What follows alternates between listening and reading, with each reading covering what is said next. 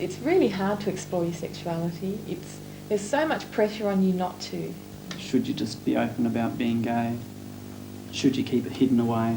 It's like anything can be a disadvantage if you let it. I couldn't go running around, like, I'm a poofter sort of thing. If you can't fit the mould, then people are going to sort of shy away from you, and you're going to shy away from yourself as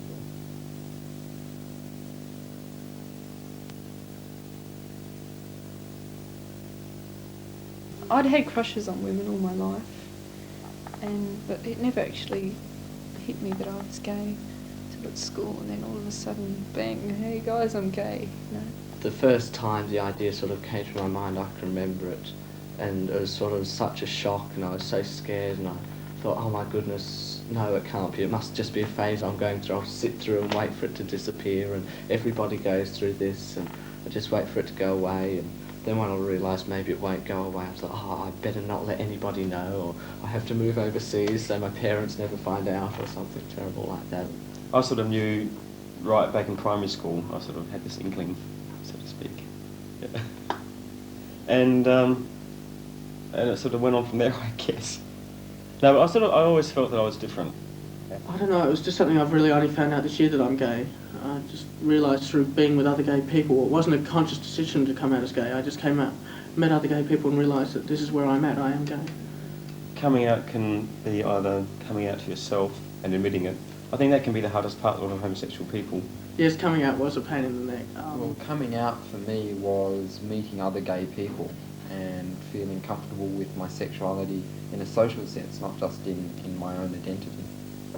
Yeah, sort of admitting it to myself and sort of saying, yeah, and telling a few friends and that sort of thing. Well, actually, before coming out was more of a pain than anything.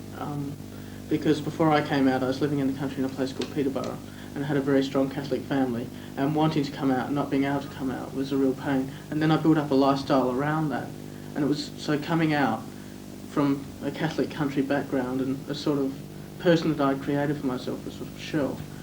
Just, I don't know if that sounds right, but do you know what I mean? I'd created a person that I wasn't, and then coming out was having to leave that. I was around the women's movement for a long time, and I'd never really considered it as a separate issue in terms of not being or being a particular sexuality, and the whole thing to me just was very natural and very, very easy. It was in the Year 12 common room, and they were sort of making all these jokes about gays and bloody poofters and all of this lot.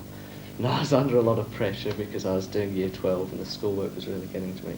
So I just sort of stood up on my chair and shouted out, oh, I'm gay, and I don't think that's very funny. And sort of all these coffee cups clunked down on the tables, and everyone just turns and stares at me, and then I sort of espoused on about how I'd been repressing myself and I wasn't going to do it anymore, and I gave them this big lecture. And then that night I went home and told my parents, and went through the whole bit with that, and such fun. Coming out was probably hardest in respect to, I guess, telling my mother, because there's that worry, she won't like it, she'll get upset, she'll, go funny in some particular way, and we won't be as friendly as we used to be. That was probably the biggest worry. I mean, she ended up asking me, so it kind of took a lot of the worry away.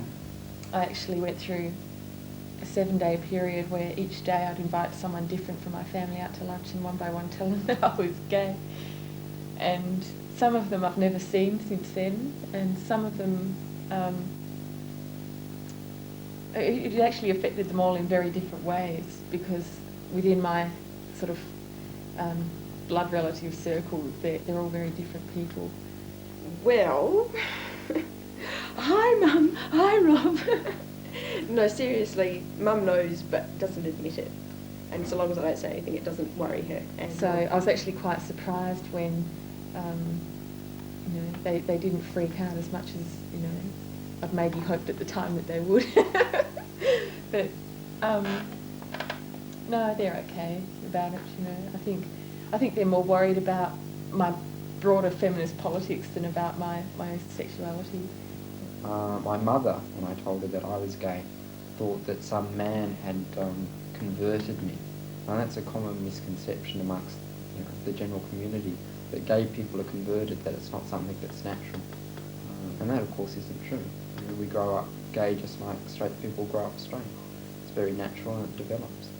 Yeah, I told my parents the night after I come out in the middle of school, and their first reaction was, "Oh, we don't really think you are, it's just the pressures of year 12 or a phase you're going through. But if you are, we still love you and we're happy for you if that's what you want to do." I actually told my father, I wanted both my father and mother to be there, but my mother was ill and they were on a trip down to Adelaide. And I said, "Dad, I want Mum to come anyway, even though she's feeling a bit ill because I've got something important to say." And Dad said, "Well, can't you tell me this over the phone?" I said, "No, I'd rather not." And he said, "Oh, do you want to drop out of college?" And I said, "That's not it." "Are you on drugs?" And I said, "No, that's not it." And he said, "Well, I'm coming straight down." And I'd written a letter to them, so I read out the letter to my father, and he cried a lot. And it was just, his reaction was as if I'd died to him. It was as if I would have been in a car accident and I was deceased.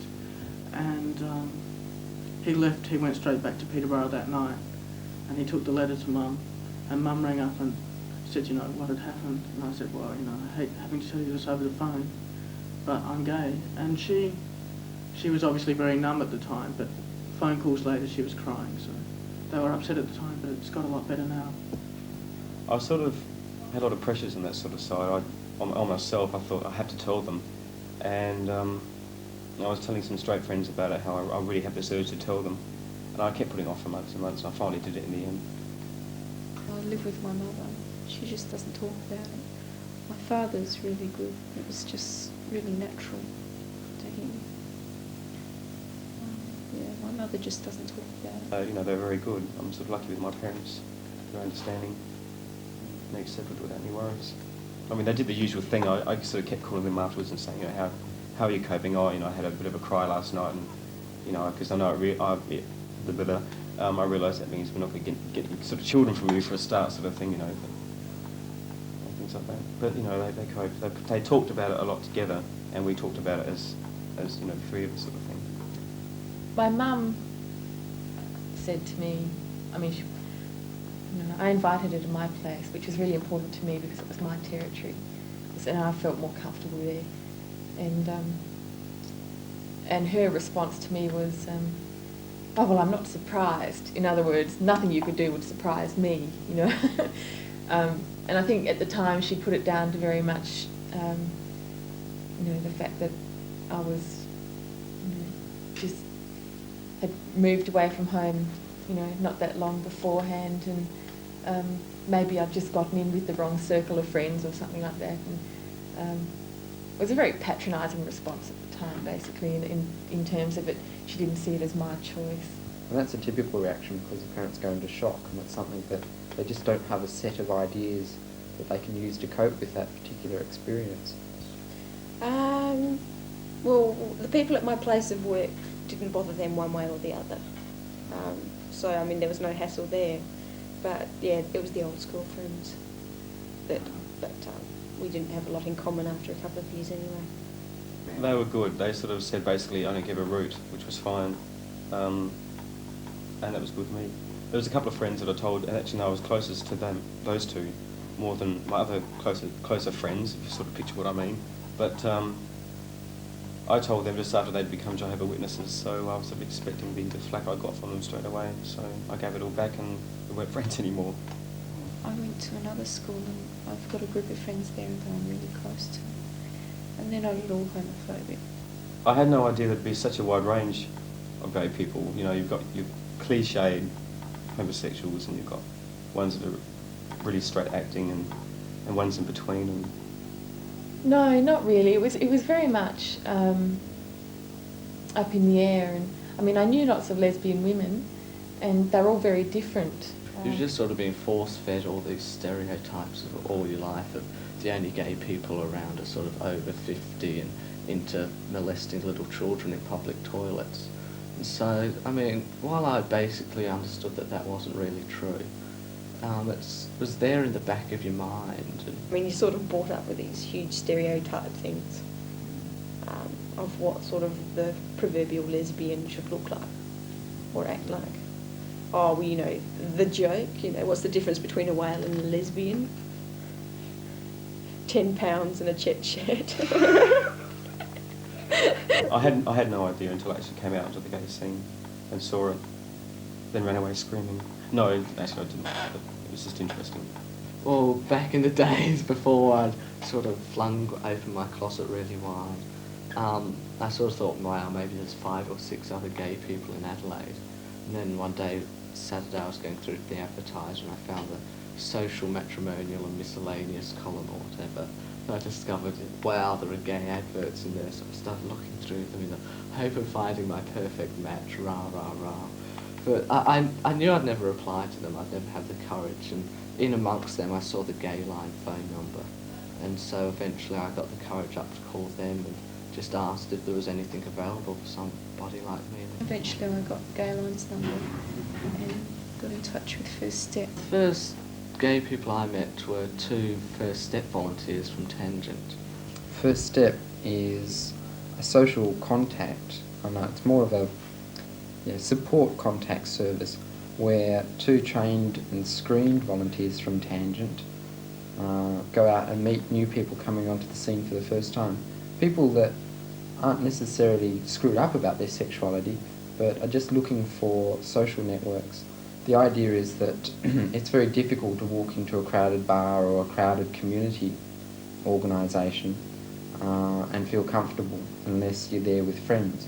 So the 2 people that go out and meet this other person act as friends and are supportive. The whole program is all about options. It's there for the person who's coming out to be provided options for things to do. In the past, being involved in young gay groups myself, the problem was that people tended to be channeled towards one young gay group or one gay group. And I always felt there was pity that that was done, because it was like putting people into boxes when they may have felt uncomfortable or not even like that group they were put into. So First Step, the beauty about First Step is all about being given that opportunity to do what they want to do in regards to examining their lifestyle. Just something where you've got 2 people who you can sort of call your friends, and if you have any particular problems or worries, you can sort of turn to them or whatever. And they just sort of help you to build up your social networks or whatever. There are now a variety of resources that young gay people can utilise in the community, the gay community and the greater community. These include such things as various campus gay groups such as GaySoc at Adelaide Uni, and basically it's there to support young gay people or gay people in general who are doing some kind of course at the university. Actually, after I would have just come out a couple of months, I came on to Young Gays and have made a lot of friends through Young Gays, which is really good, and actually they're still friends, you know. Okay, well, Young Gays is a social and support group for young gay guys, and what we do is it's a social meeting and everybody just comes along. We sort of play games, activities, watch a video or whatever. It just gives everybody a chance to come along, relax with people their own age and like themselves, you know, young and gay, and sort of basically try and have fun and feel like they belong within a group. Like they're not the only one out there. They're all, you know, there are other gay people there. Do outings as a group where we sort of go out and I don't know, go on trips. Like we went on a camping trip a couple of weeks back for the weekend. Go out and see films. A whole lot of things. Right, well, to find out about Young Gays, it's a case of you phone up the gay counselling service, Gay Line. They're in the phone book. Read Catch 22, which is a local gay magazine. Outrage Campaign, we're in both of those. If you're wishing to meet somebody beforehand, ringing Gay Line, they'll be able to give you a referral number. There are places that a young woman can contact. The Women's Information Switchboard, ringing the First Step program, which Tangent has initiated. If you know of any lesbian friends, if you have any lesbian friends, maybe asking them if you can talk to them. Or, but it is really important to have someone that you can talk to for a while, you know, and someone who will follow through. And if you can do that, that is a great help. When I first came out myself personally, I felt as though there was a very limited choice of places to go in regards to being young and gay. I think that's improving through basically the young gay people getting together themselves and providing those alternative options for coming out to, for example, groups like Young Gays and Tangent provide that option, which is refreshing, and I hopefully will build upon that. It is comparatively easy to come out these days compared to what a lot of older gay people went through. The risk of sort of sounding egotistical and really vile. Younger gay people today seem to have a lot less hang-ups and worries about their own sexuality. A lot more of them seem much more comfortable and ready to come out at an earlier and earlier age all the time. When I came out, I felt like there was a lot of images I had to sort of hold up to or whatever. Like people were saying, "Oh, you are gay." You know, gay people are like this; they're not like that. Or No, not different. Not different from anybody else at all. I myself personally wanted a relationship. It's a good question. What did I expect? I expected a relationship like a heterosexual relationship, a give and take situation. People, I think, when they sort of know you're gay, sort of think, you know, it's not sort of how do they feel about each other, it's what they do when the lights go out. Of the gay relationships that I've known, I find them much more stable than a lot of the heterosexual people that I've been around in terms of how they view each other as people. And a gay relationship, it can, I think there's a lot more give and take, I guess, because the partner can just walk away, and there's nothing binding. You know. In a gay relationship, you're relating to another person who's very much, you know, your equal, and you respect that person, and you know, you're friends. And I'm not saying that can't happen in a straight relationship, but in that situation, you know, the occurrences are very much less. I don't think I feel discriminated against. I mean, it's the social sort of thing, like, you can walk down the street hand in hand with a guy, no worries. If you walk down the street hand in hand with a woman and you get sort of nasty comments and bad looks and things like that.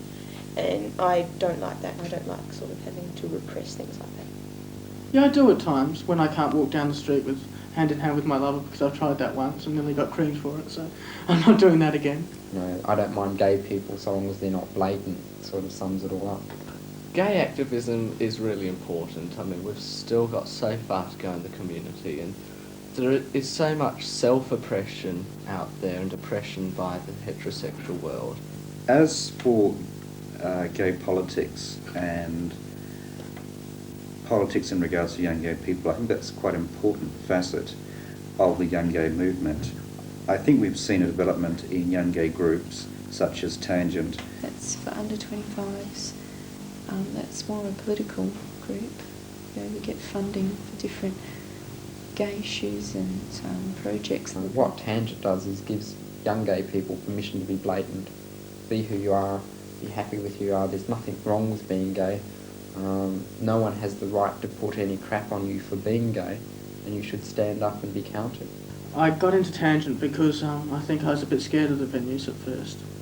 And I think a little breathing space, just getting to know gay people and to become comfortable with being gay is a good idea, so that you don't have to go straight into the venues. I mean, the venues are pretty scary if you just have to go straight into them. I think they're okay. I went to them a lot when I first came out, because of course I was all young and eager and I wanted to meet people and things like that and have a really good time, and which I did. I don't particularly like the scene for many reasons. I feel as though once you come out and identify yourself as gay, you've escaped from all the conformity of heterosexual trappings. You then find out that when you go onto the scene, the gay scene as such, that you're still in another set of rules and regulations to abide by. My experience of young gay people coming out is that they're pretty shocked by the gay scene to start with, because it is such a high pressure environment and so different from what they've come from, usually fairly secluded, isolated lives. Suddenly they're forced into a large socialising situation. Their first reaction is to back away and say, I don't like that. Their second reaction is to start to explore that and get involved. Then they become very enthused because all that lack of contact, lack of expressiveness that they've had all through their life because they're hiding such a deep, dark secret, suddenly falls away, and they throw themselves into it and they become very enmeshed in the commercial gay scene. For that to be your only choice of where to meet gay people was really wrong, I think. You know, just to have to go there to a disco, it's a very limited way of coming out as gay. There's so much emphasis put on youth, which is fine while I'm young. It is a real problem, I think, and I can see we're going to head for serious troubles. I don't know when that's going to come or why it hasn't come already, but there's just sort of, the whole scene is very youth-orientated. But I like the venues now, I say that. Well, what I hate about any kind of place anyway, any venue, is the fact that they never turn air conditioning on until about 2 in the morning, so that you're sort of sweating away and just got, you're practically white from cigarette smoke, sort of walking around. I'm not impressed with that, but that happens everywhere. Well, I'm just more comfortable with my own sexuality and stuff. I've had time to think, work out that I'm gay, and I'm quite happy to go along there and have a good time. You've got to go out and you've got to have fun. You've got to do what you want to do some of the time, but you have to maintain your gay activism as well. Just sort of always affirm that you're proud of what you are and not going to have anybody oppress you. We fight for the concern which affects us the most. And we all make that personal decision, what's that thing in our life that we really feel so strongly about, and we fight within that area. And young gay people can actually forge new ways of actually being gay, which is just being yourself, quite basically. I don't think many people are happy when they're in the closet, sort of hiding away, not telling anyone. Overcoming the isolation is probably one of the hardest things. I was just living a lie. I'd realised I was gay and all these people around me that were close to me, and I was just lying to them constantly. And they were expecting me to be something I wasn't, and I just got sick of that. Like I say, I was going to explode, and I think that anyone who holds back their feelings just for years and years, it just is really unhealthy and it twists you inside, I think. I think it's really important to communicate and to be around other people. Like, it's really hard to explore your sexuality. There's so much pressure on you not to, like you're not supposed to think about anything, sexuality or any issue that's broader than the narrow line that we've fed through the system. And it's only through talking with people and being able to communicate that you can start finding out where you fit in the world and how you want to come to terms with yourself.